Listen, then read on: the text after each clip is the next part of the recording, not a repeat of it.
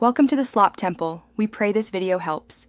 You have everything plugged in and a backup available, so start immediately. Power on and hold Option to open Startup Manager so you can confirm whether the Mac sees any bootable volumes. This isolates firmware versus drive failure.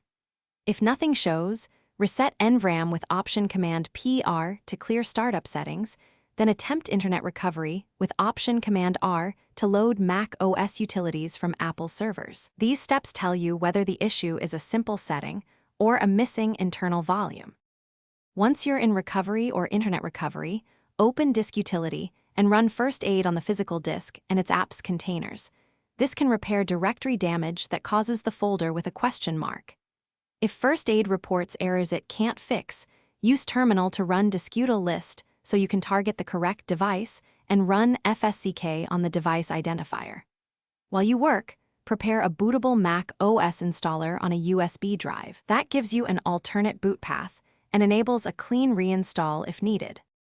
Begin Mac OS installation from Recovery or your USB installer and follow prompts to target the internal drive.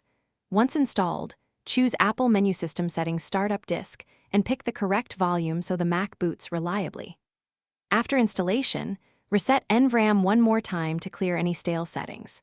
If the installer can't see the internal SSD at all, boot to an external drive and copy critical files from your backup. That indicates a hardware fault, and you should contact Apple or a certified repair shop.